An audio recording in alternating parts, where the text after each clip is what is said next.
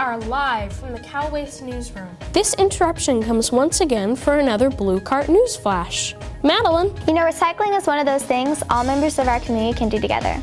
Although home is their own personal obligation, there are community places where we all meet up, like school and town events. Yes, and where you find people, you will find trash. And since community places belong to us, so does the responsibility to recycle there. That's right, Reed, and yet at the same time there is an equal, if not an increase of confusion at live events because who's thinking about what's recyclable and what's not when we're out having fun? In this brief segment, we go to the aftermath, or after party if you will, otherwise known as the cleanup. Here we dive deeper into a few items that we commonly think are recyclable, even though they aren't. Even with good intentions, these things unnecessarily clog sorting lines and overload blue carts, adding too much weight to trucks and haulers.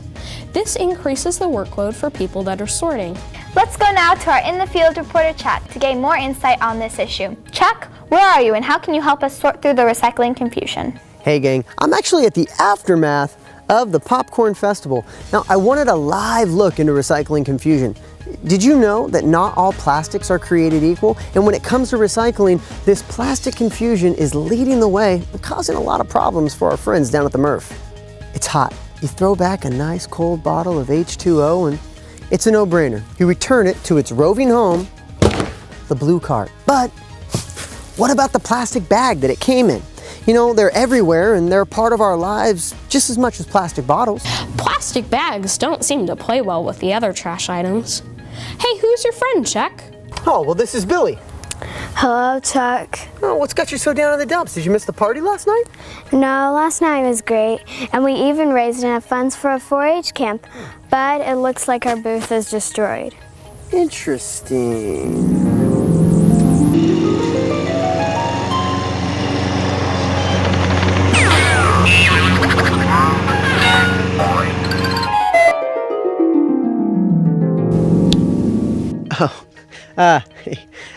You know, it looks like the grounds crew might have had a little too much fun last night too, because that hose looks like it got in a fight with a lawnmower. And I'm just guessing here, but maybe that hose was wrapped around your booth pole and, well, presto, instant trash. Yeah, I guess you may be right. Well, I at least thought we could pack up these shards of plastic tarp and this here hose to go in the blue cart for recycling. You know, kid, I like your thinking. Even when the chips are down, you got your mind on recycling. But unfortunately, these types of plastics, they're not recyclable. You know, when we see our recyclables end up on the line, it's pretty obvious why certain plastics work and others can't. Remember, when it comes to recycling, not all plastic is plastic. I couldn't have said it better myself. You could say that again. I couldn't have said it better myself.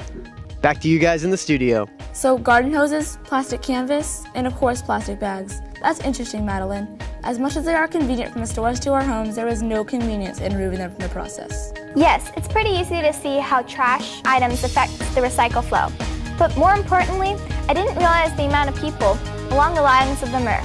Thank you for that expose. As we conclude this segment of Blue Cart Newsflash, try to remember, Sometimes remembering some of the things that aren't recyclable may help you remember some of the things that are recyclable.